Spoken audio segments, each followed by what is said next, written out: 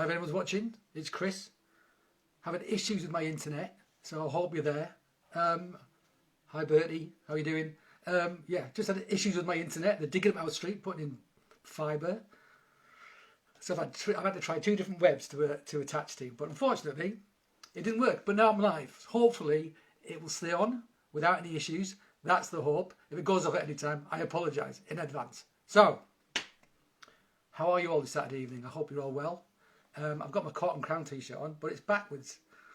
Doesn't matter. It says Court and Crown if you can't read it. So I'm going to start pretty... Hi Bertie. So, one thing of note, and it's a sad thing of note, but it will be amended sometime in the future. Ned cannot be with me because he's poorly. And we made the decision earlier on today, well not that, like this afternoon, because he wasn't very well. Can't have cider, can't have cheese, doesn't matter. I've got everything I need here, and basically I've taught hundreds of cheese tastings as well. So I can do all the talking, but hi Ned, get better soon. That's the thing, okay? So if you're tuning in for Ned, you may as well turn off because he's not here. Evening, hello Emma. So if you're here for Ned, apologies, he's poorly, you can't do it, but it's fine. 25 years cheesemonger, I can do it, okay? It's only 2 cheeses, it's going to be easy. So, what time is it? I mean, I was late starting because of my internet. We're 5 minutes in. I'm just going to get going. So if you've all got some cheese, brilliant. If you've got some cider like I recommended, brilliant. If not, doesn't matter. We're just going to talk about general styles, you know, general soft cheese styles, general hard cheese styles, general cider styles, basically. So you don't have to have exactly the same thing. It's not about that. It's just about cider and cheese generally. That's the idea.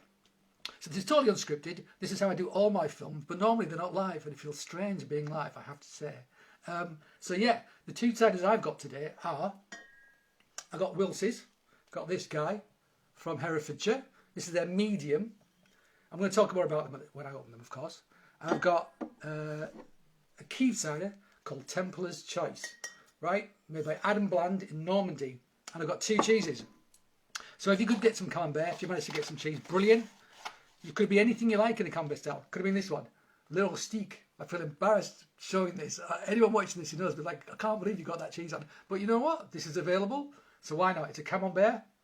Fine. Got this one as well, Mons, from Mons, Camembert de Normandie. I'll say what that means a bit later on. So there's that one. But the one I'm using is actually English. It's called Tunworth. Yeah, Tunworth, from Hampshire. And I've known this cheese from its inception. I know the ladies who make it very well indeed. Well, they used to make it. Now one of them makes another cheese. I'll talk more about that. And the other cheese I've got is a cheddar. It's a hard cheese. It's this guy. So this is the pitchfork cheddar. Got another bit of it as well, but I'm not going to tell you why. I'll talk about that when I get to it. So, 2 ciders, 2 cheeses. There's so much to talk about. This is quite an informal media as well. So I don't want to go too much down a rabbit hole. But, oh nice, Keen's cheddar, San Marcelin and Oliver's Mayflower. Nice one, you're having a great evening. So basically, I'm going to talk about these things. Try not to get too in detail. I can go down rabbit holes a bit. I can get a bit monkey mind because there's so many facts in my head about these things that sometimes you're trying to decide what not to talk about rather than what to talk about. So I apologise if I go on a bit. I'm going to try and keep it within an hour for sure. Okay, so let's start. So what should we talk about first? First of all, let's talk about.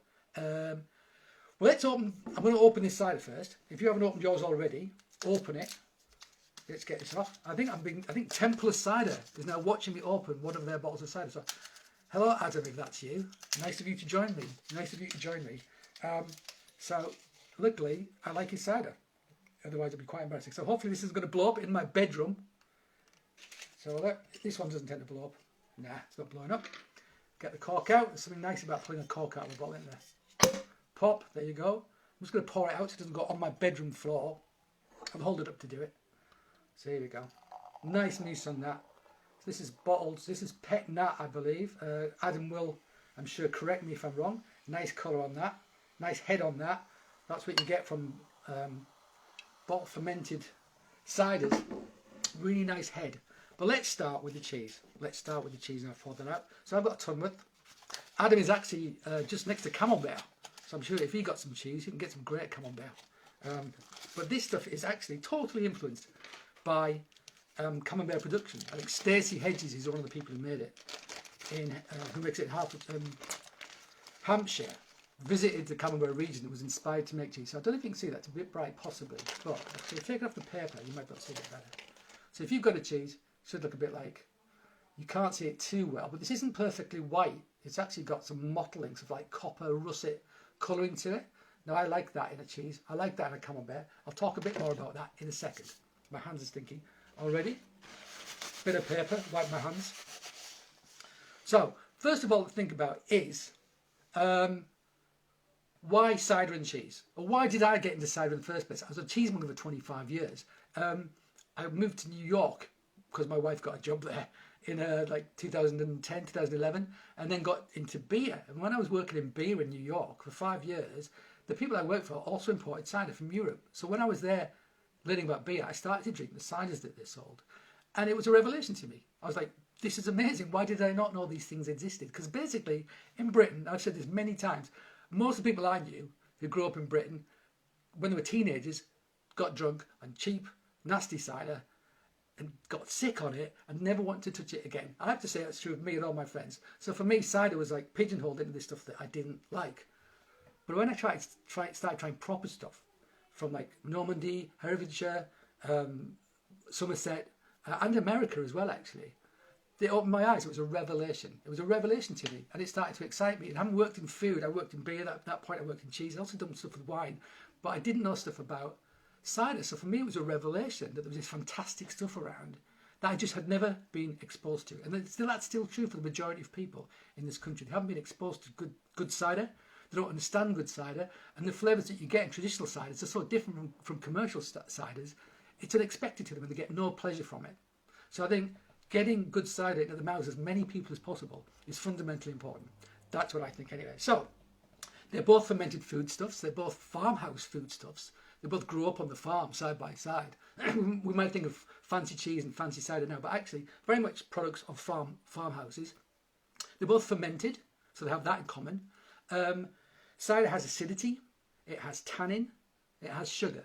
Those are the three main components of certainly a cider apple. When you talk about culinary apples, they're lower in tannin, lower in everything actually, basically. So they're good for eating, but when it comes to cider making, less good. Think about wine grapes versus eating grapes. They're different things. You might want to eat an eating grape. You probably wouldn't enjoy eating a wine grape, and vice versa. They're different beasts, if you like. That's true of cider apples and culinary apples. Okay, different beasts, different structure. One of the main things that makes a difference for me is tannin. I mean, that's one of the main things for me that I get from cider apples that I don't get from culinary apples. So East-West Coast ciders, I've had some good stuff.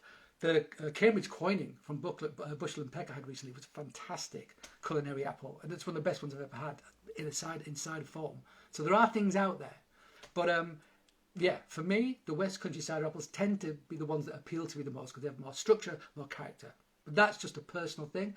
I'm open to suggestions from anybody else of good culinary apples, Suffolk, Kent ciders to try. Absolutely. So, shall we look at this cheese? Yes, Chris, let's. So all cheese, all cider has acidity, tannin, sugar, and bubbles as well. Can't forget bubbles. Bubbles are quite important when it comes to fatty foods. And cheese has acidity, fat, and salt. Okay, so what you have is like acidity pairs with salt and fats. Tannin pairs really well with fats actually, and acidity also pairs with sugar, sweet and sour. So like the sweet and the salt and the sweet and the sour are great bedfillers. So these different things that combine together. So all cheeses will have certain characteristics. Basic characteristics will tick some of those boxes, and so will some ciders. So I'm going to cut into this stuff. I literally haven't. I kept going. You can see the colour better there. So that sort of russety colour. Yeah, you do. So this is based on a Camembert recipe, but made in Hampshire, as I said, by a lady called Stacey Hedges, and Charlotte Spruce makes it now. The lady who used to make it, Julie Cheney, now makes a cheese called St Jude, which is actually very much like a San Marcelin, Emma. St Jude being the patron saint of lost causes, which says something about her state of mind, which he set that business up. But that's a delicious cheese, and she's doing that. Norfolk, Suffolk, I believe it is. So I'm going to cut into this and see what we've got inside. So this is quite soft. Mine is quite soft. Whatever cheese you have, if you have a cheese, might be firmer. Let's have a look. So you probably can't see, but that is particularly gooey inside. It's ripe all the way to the centre, this one. Now, if you're looking at your cheese, because this is quite bright, you probably can't see. If I hold it like that, you probably just make it out. See, it's consistent, the texture. It's soft from the edge to the middle. So it hasn't got what I'd call a chalk line in the middle. So often you'll get cheeses like this and they're not fully broken down. You'll get a chalk line in the middle. That's where the cheese hasn't broken down yet. So this is a soft cheese. It's rind ripened. This mould on the outside, it's white. Well, it's not white. It's the white stuff you can see on these sorts of cheeses are called Penicillium candidum. It grows very easily. So a lot of industrial producers use it because you put it on the cheese and it just grows, bang, you get a mould. By itself, it doesn't bring a lot of flavour. It tends to bring flavour in combination with other things, which is why I like to see some of this different sort of russety colour on here. There's other things going on in here, yeast and so forth, which is going to give you more complex flavour. The other thing about the cheese I've got, I don't know if you can see, it's got a very thin rind. Often with these sort of more commercial rinds, the Penicillium candidum, the white stuff, the rinds will be very thick, they'll get stuck in your teeth. That's a fault. I don't actually like that. What you want is almost an integrated rind and paste. But that rind isn't just there for decoration. It's there to do a job. It's breaking the cheese down from the outside in. Okay, it's releasing enzymes, breaking down the paste, making it softer, breaking down proteins, giving you more complex flavour compounds. It's lowering the acidity, so raising the pH. So when they're young, the chalky bit in the middle will be quite acid, and the bit on the outside where it's broken down will be less acid.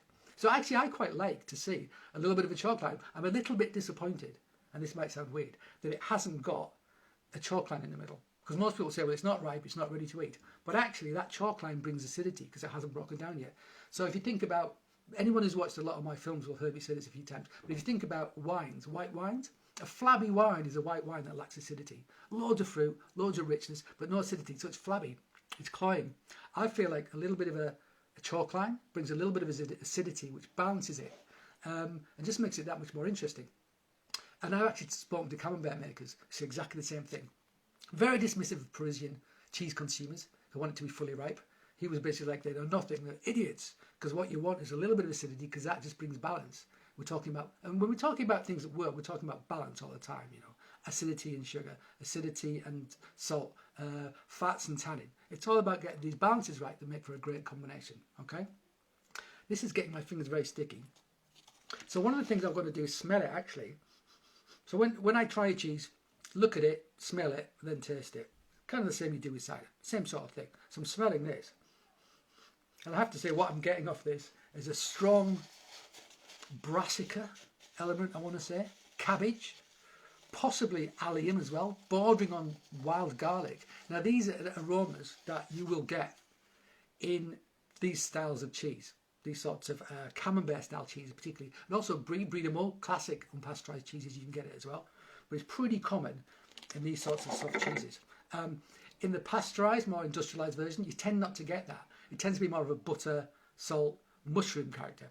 And you will get some mushroom elements in this as well, but not to the same degree as you will on the raw milk versions. This is actually a pasteurised cheese. And what's interesting, I think I've got two products which are pasteurised, a cider and a cheese, and two products which are unpasteurised, a cider and a cheese. So it's quite interesting. I've got one from each school. I don't have a particular prejudice against pasteurisation.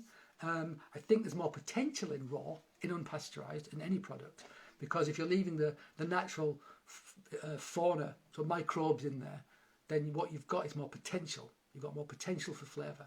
Whether the cider maker or the cheese maker or whoever has the skill to extract that potential, that's another thing entirely. But if you pasteurise it, you're taking out some potential, let's say, but you're not necessarily going to make a bad cheese. This is an example of a cheese which is not bad and it's pasteurised. And I can name a few. One of them makes it in my top 10, which is the Colson Bassett Stilton. That's pasteurised and it's rocking. It's really good. So, I'm going to stop talking for a second. I'm going to try this cheese. So I suggest if you've got some cheese, have a taste. Now, Emma, one of the views there, says you've got San Marcelin. I think that's going to have more of a butter mushroomy sort of character. That sorry to get technical, but that cheese actually has like a geotrichum rind, which is like a wrinkly rind. It's called toad skin in French, pas de crapaud, I think it is. And that tends to give you a more mushroom, earthy, nutty, savoury character. It's different to this. It probably won't have quite the same brassica element that this has got. But yeah, I'm going to stick to my mouth and try it. I literally haven't tried it.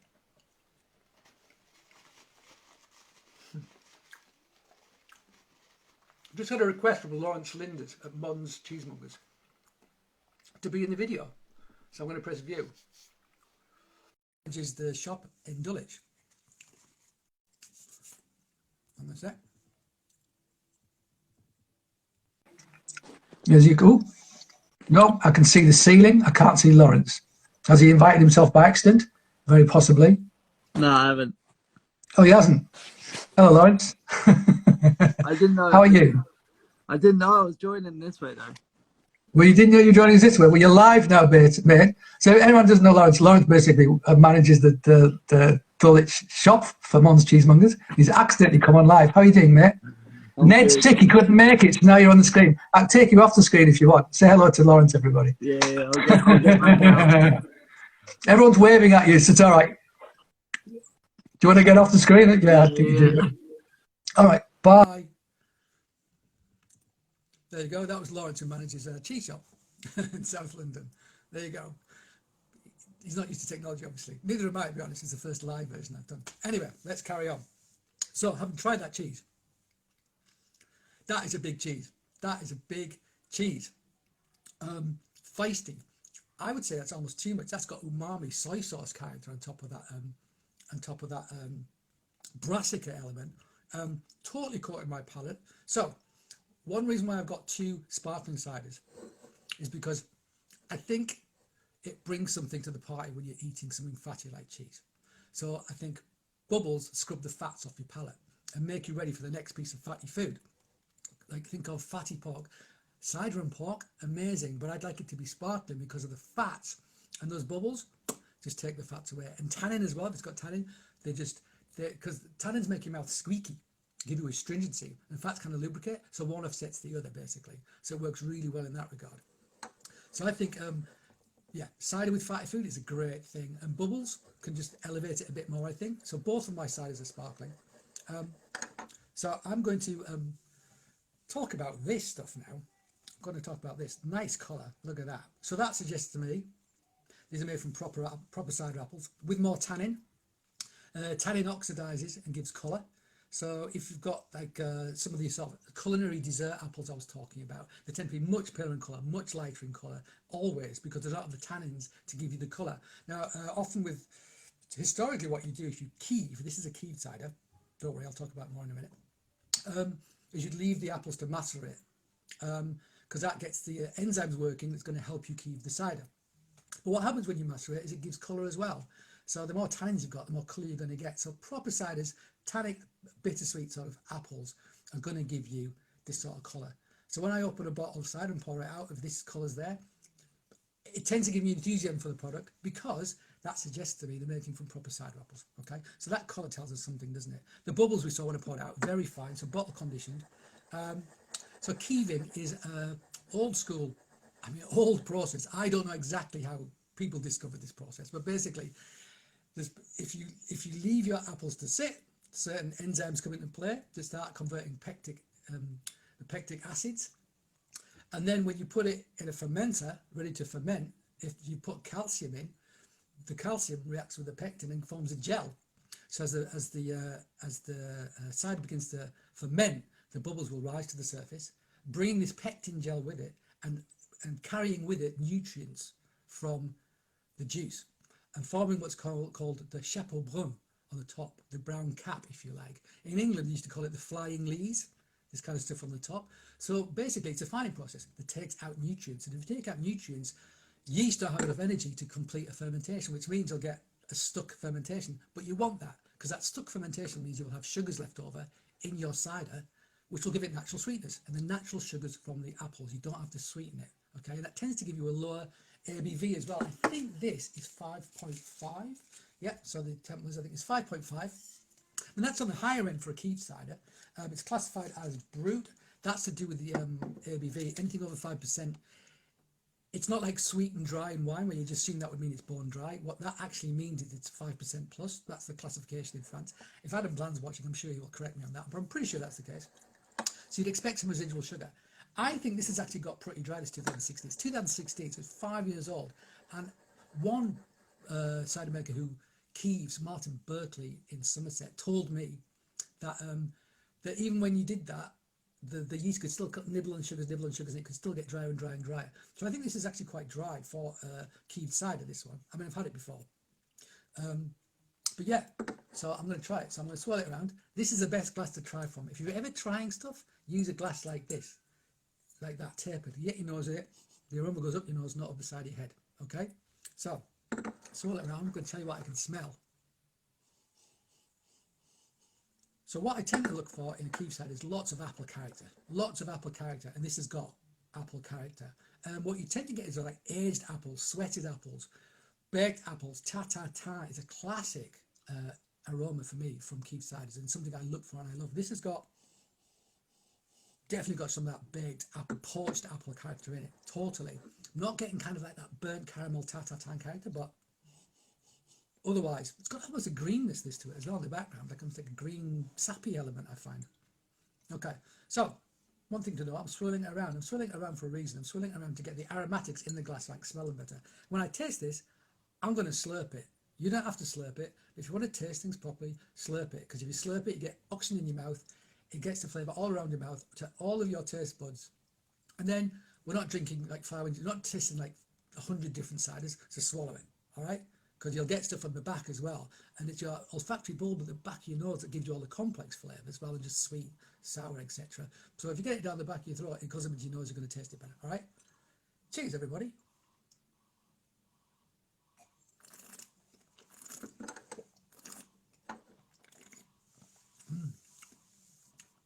It's nice. It's nice. Minimal hard tannin. So the hard tannin is the stuff that gives you astringency on the front of your teeth. Maybe a hint of hard tannin on the back. That's the stuff that gives like the leathery bitterness on the back. Not much, but actually Keith ciders tend to be less tannic anyway than sort of traditional English ciders. Loads of rich ripe apple on the middle though. Really good. And it has got that baked apple character, and I feel like it is edgy into ta-ta-ta. And that's the sort of thing I'm looking for when I'm having a Keith cider. So I'm going to try this with the cheese. Now that's a beast of a cheese. I actually think this cheese might be too much for this cider. I really do, because we're looking for balance. The other thing I noticed when I tried this cheese, and it's something you should think about when you try cheese, is salt. Think about salt. Salt is absolutely fundamentally important to cheese. Absolutely. You cannot make cheese without salt. It won't work. It would be unstable and probably slightly dangerous, because cheese salt is a preservative. It's also a flavour enhancer. So cheese without salt is bland. You don't want to eat it. This stuff is really sticky. It's going to hold my fingers. So think about salt. And the sweetness in that, I'm thinking is going to work with the salt in this. That's the idea. But I think this might be a bit too over the top salty umami for it. Let me try.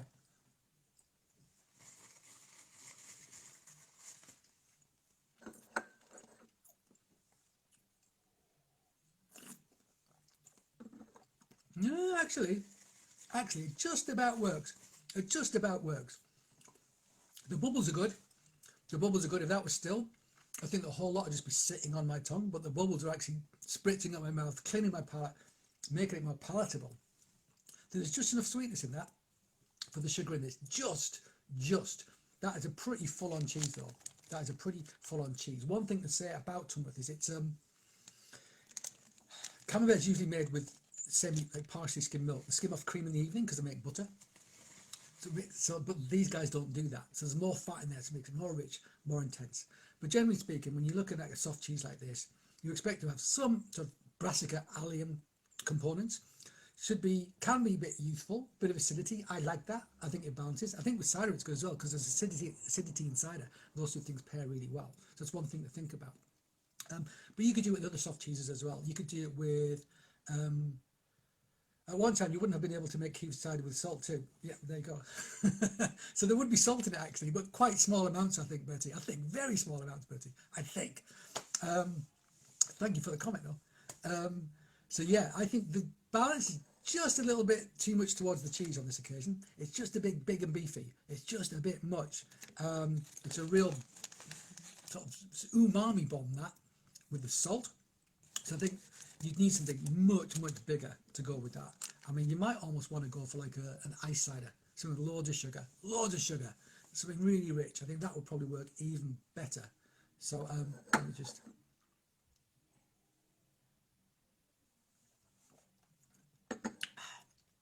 Yeah, liking it.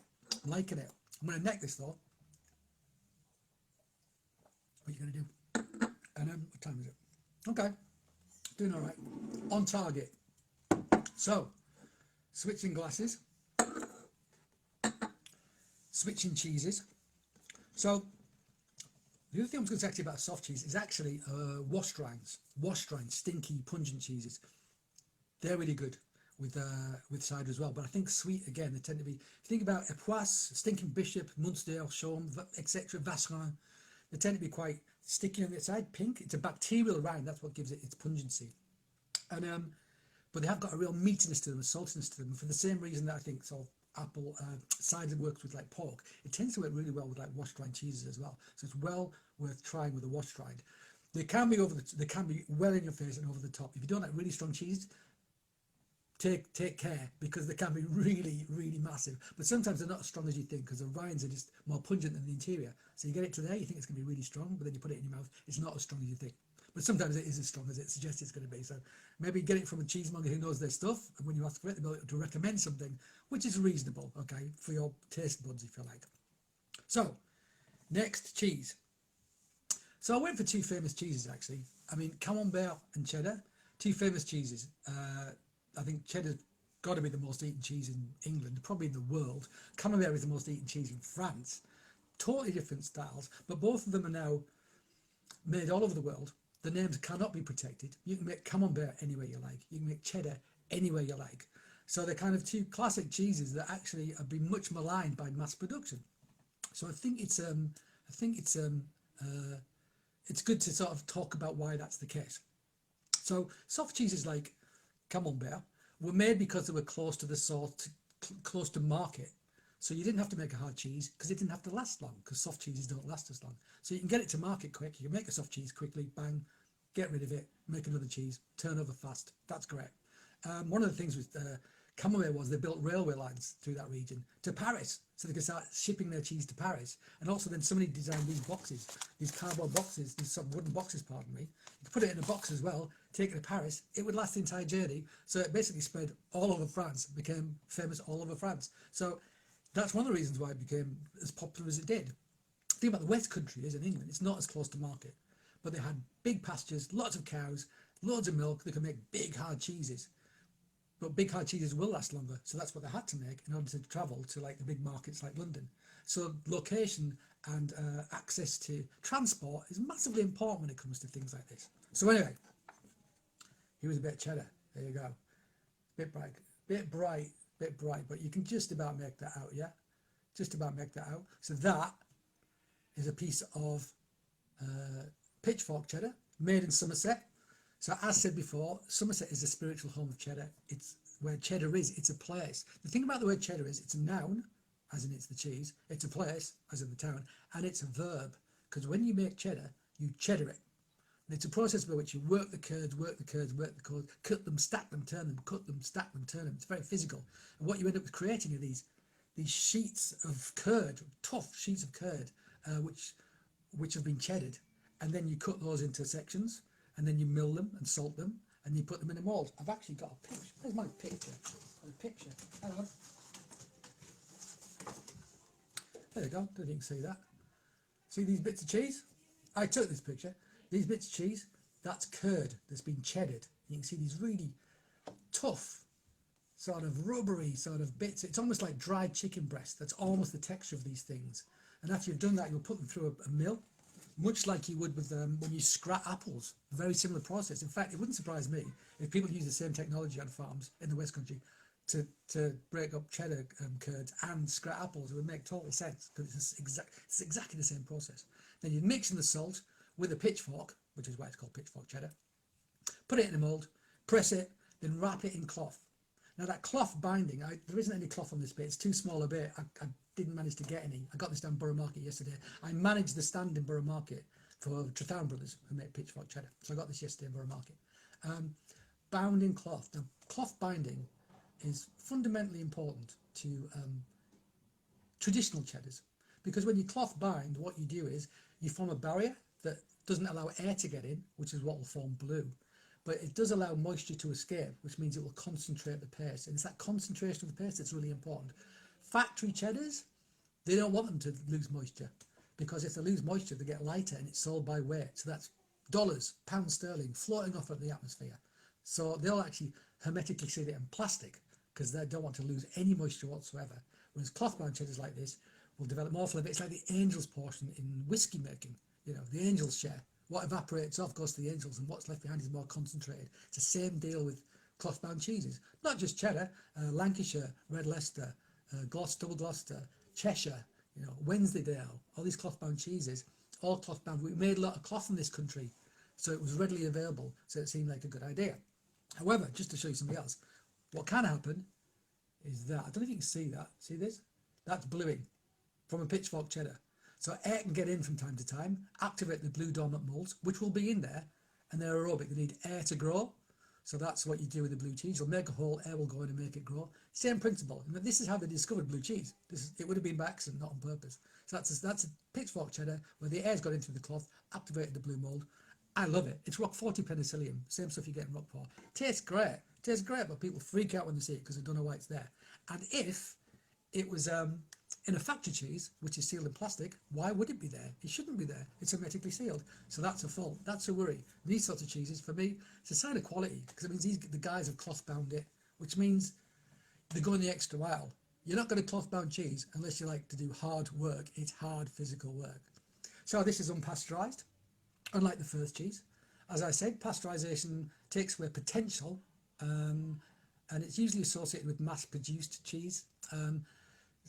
But if you're making cheese in a factory, you need a heck of a lot of milk, and you cannot get that much milk from one farm.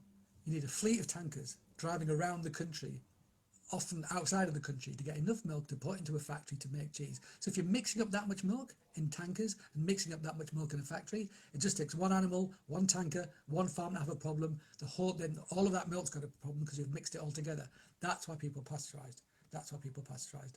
But if you're making very small scale from one herd like this, don't need to pasteurize. Totally unnecessary because you don't have the same pitfalls and issues that you would have for a very large producer. Okay, so pasteurization only came in when large scale manufacturing came in. Before that, it wasn't necessary. So one thing to say about the ciders is, so these are both made using wild yeast, the ciders that I've got here, and basically all the ciders I sell, you'll use wild yeast because I think it gives you a much more interesting flavour than a cultured yeast strain that you get from the laboratory. It simply does. And actually the first cheese I tried the ton with, that's made using a cultured yeast strain because it's pasteurised. If you pasteurize, you kill all the nice bacteria and any bugs if they happen to be in there, but you kill all the good bacteria. So you have to go to a lab, buy some more, put it in the milk. So you're replacing all the stuff you've just killed through pasteurising. But those guys buy their milk from another farm. It gets transported to them. So just to be careful, they pasteurize because they can't risk making anybody sick or having a problem. So that's why they do it. These guys, they're making cheese on this farm. They don't pasteurize. And actually, once a cheese gets to over 3 months old, if it's hard like this, it becomes safe anyway. In America, you can't have a cheese that's raw, unpasteurized, under 60 days, 90 days, 60 days, 90 days. I forget which it is. But after that, they think it's safe because most pathogens will not survive in a cheese like this after that time.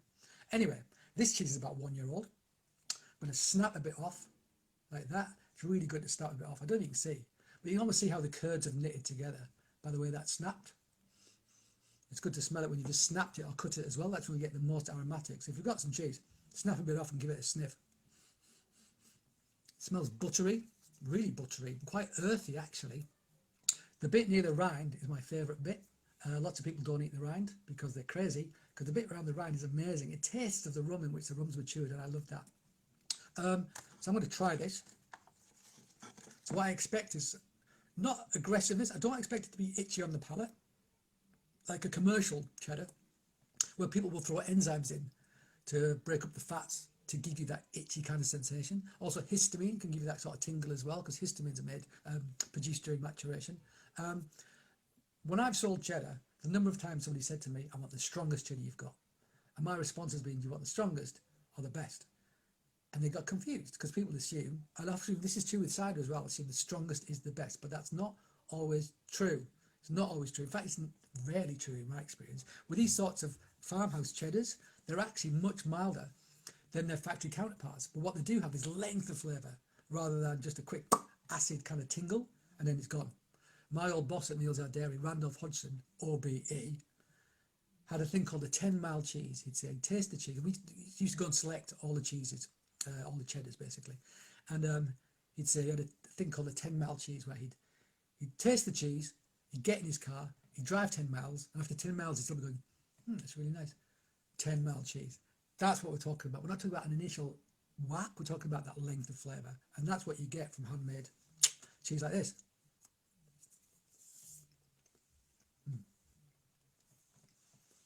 Very good.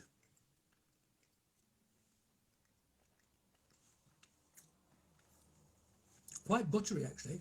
Quite buttery. And I've got fats on my hand and my fingers from holding it.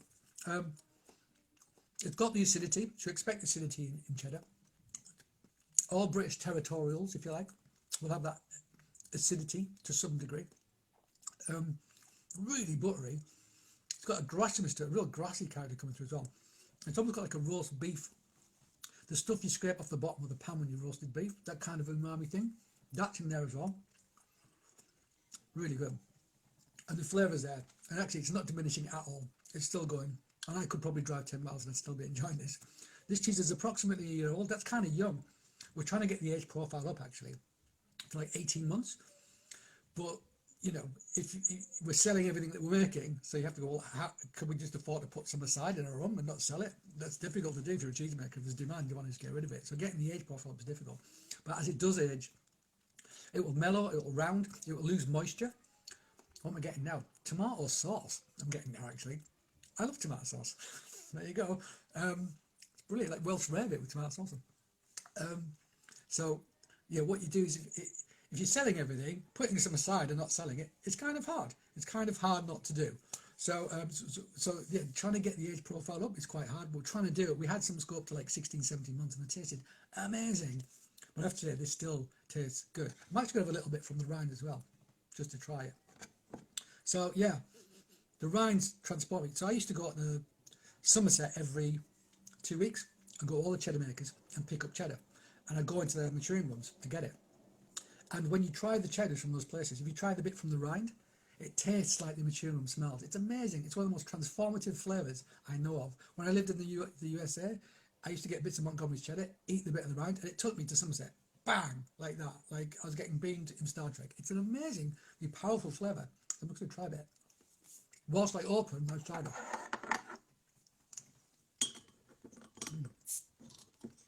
Yeah. I've got a musty, earthy character. Like freshly tilled soil. That freshly tilled soil thing, I love. There's that mushroom thing again. But there's moulds growing on the outside, and moulds are fungus, they're mushrooms. So it's not surprising that you get that kind of mushroom character from those moulds. So the problem with cheddar is, because the cheddaring process is called cheddaring, if you cheddar in Australia or Timbuktu or wherever you like, you can't say, it's hard for somebody to say that you haven't made cheddar. So as a protection, it's almost impossible. There's a PDO now for like farmhouse, West Country cheddar or whatever. I can't remember. As for Camembert as well, that's got protection. Camembert de Normandie, which means it has to be raw milk, made from milk produced in the Normandy region, from Normand cows, and that's going up percentage-wise. But they've tinkered with it recently because the big producers like Lactalis wanted to call their Camembert proper Camembert, but they were pasteurising. So they've been trying to get pasteurisation allowed for the PDO. So there'll be a big fight, and I think something's happened recently. I can't remember what it is, but it looks like it's going to be difficult to identify proper Camembert going forward because of some change in legislation due to that. Cheddar, it's made everywhere.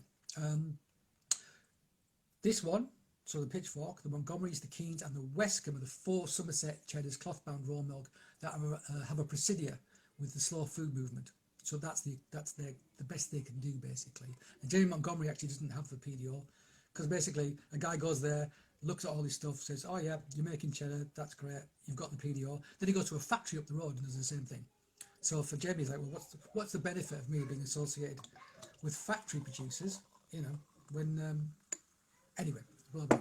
So, Wils's cider, Wils's medium, did you see that? There it is. So I got the dry as well, but I went for the medium.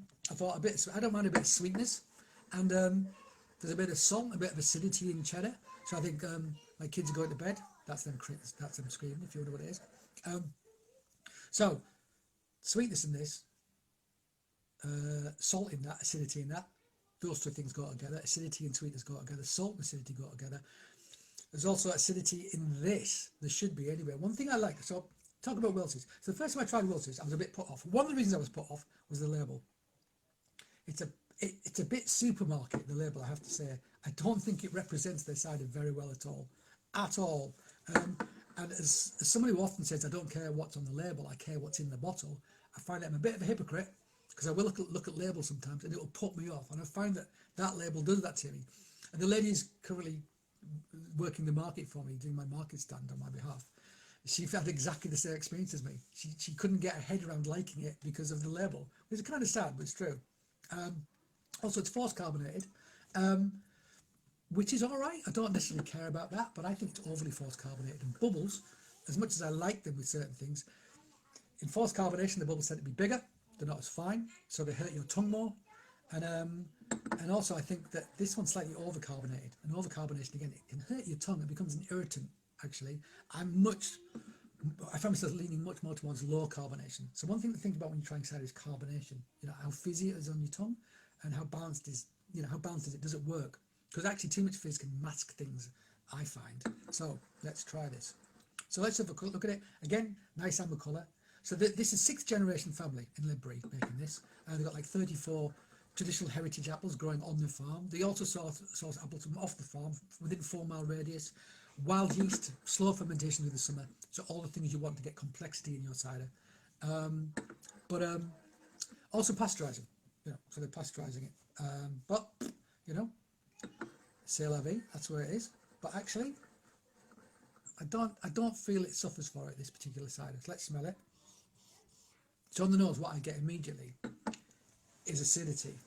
So the two things that surprised me when I started drinking proper cider was acidity and tannin, because they're the two things. I mean, you do get acidity in culinary apple ciders, but it's a different sort of acidity. It tends to be malic, that green Granny Smith sort of acidity. The acidity I tend to find in these sorts of ciders is they get citric and lactic, and sometimes a hint of acetic. Some people will just say, absolutely hands down, acetic acid is a flaw. I don't mind a hint of it. I absolutely don't. I like beers, certain Belgian beers have a hint of that acetic acid. I like it a lot. But on the nose, I don't get malic. I get a different sort of acidity, which suggests to me that this has come from like a proper cider apple rather than a culinary or dessert apple. There's also quite a deep apple character in there as well, quite a deep, aged, rich apple character. Again, almost like a sauteed apple. My mum's got a shed. She keeps apples in there from the tree that she's got in the garden. So many apples fall off that tree. She can't use them all at once. Puts them in baskets, puts them in her shed. When I walk in that shed, it smells a bit like this as well. Almost like a skin kind of character to it. It's got a lovely nose, this cider. And it represents to me West Country cider because it's got that acidity and it's got the tannin. And those are the things that are, for me, really lift the cider. So let's try it.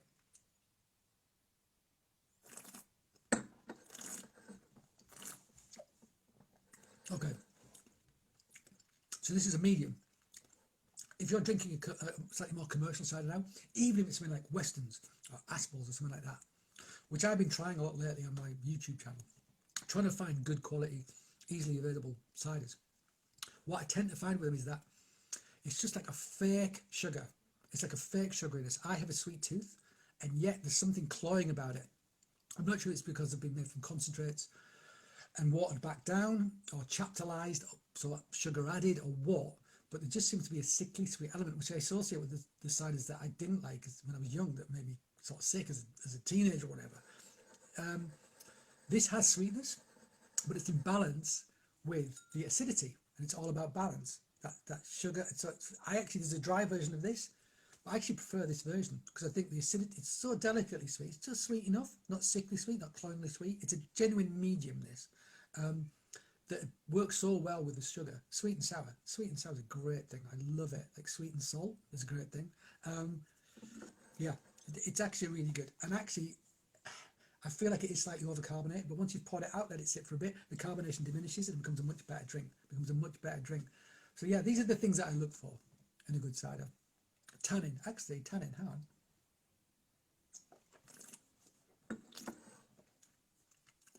Yeah. Squeaky teeth. There's that astringency.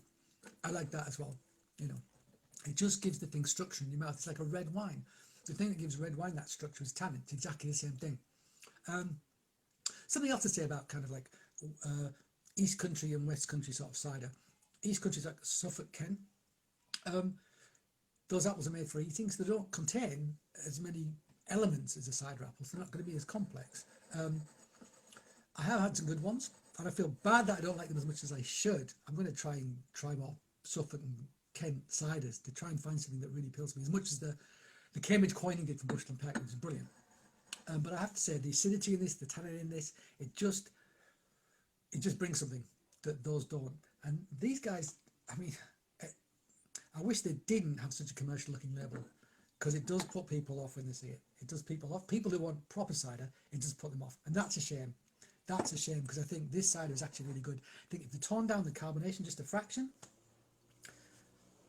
this would be absolutely banging. And it's a pasteurised cider, you know, unlike Adam's cider, the first one, which is unpasteurised and bottle conditioned. So it's got a finer mousse, you know, but this goes through a wild yeast fermentation, so the complexity of flavours in there before they pasteurize it. Okay, so that wild yeast thing really does bring something to the party. So I'm going to have this with this cheese, pitchfork cheddar. So I think the acidity in this is going to work. I think this is going to be really good.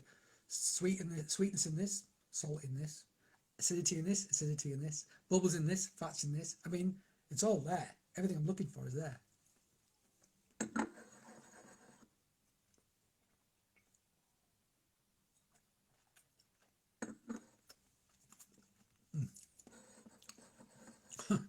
Actually, it's really good. The salt and acidity actually neutralizes the sugar. So actually the acidity in the cider becomes more prominent. It tastes more like a dry cider when I have it. And it's really, really good. That's the Wils's. And I was prejudiced against it for so long because of the label, because of the forced carbonation, because of the pasteurization. But you know what? It's good cider. It's a good cider. And having tried all the supermarket ciders I've had lately, this stands head and shoulders above all of them, pretty much. The only one I would recommend is the Dunkin's Black Fox. That's the only one that I actually liked, and even that I felt was oversweet. This one is more delicately sweet, and works so much better. So less than an hour for me, that's going some. So that was just a very general and quick talk. I think I battered you with information there. I apologise, but that's just the way it goes. There's a lot of stuff in my head.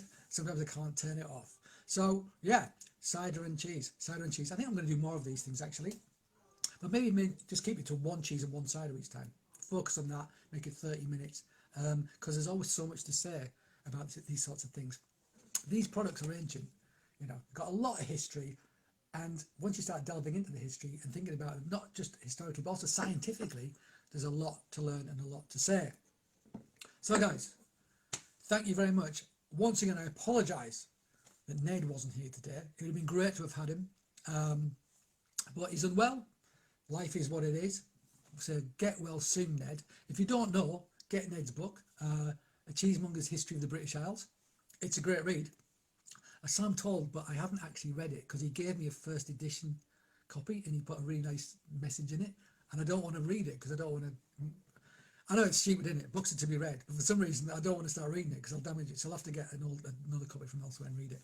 But having heard him talk on multiple occasions and worked with him an awful lot, I know that it's bound to be great. So if you want to learn more about cheese, British cheese, Cheesemonger's History of the British Isles, heartily recommend it, despite not reading it. Anyway, thank you for joining me. We miss Ned. Hope he's okay. He will be okay. He's going to be fine. I just want to go to the pub and have a drink with him. So I'm reading messages here now. I just want to go to the pub and have a drink with him because it seems so long since we've been able to do that. So sometime soon, hopefully we can do it. Yeah, and that goes for everybody. All right, guys. I hope you enjoy the rest of your evening. Thank you for joining me on this Saturday night. I'm going to download this, make it available to people who weren't here. So if you weren't here originally, hello, I hope you enjoyed it. But if you were, thank you so much. I go off, finish your cider, finish your cheese, have a great time, and I hope to see you again soon. But until then, cheers.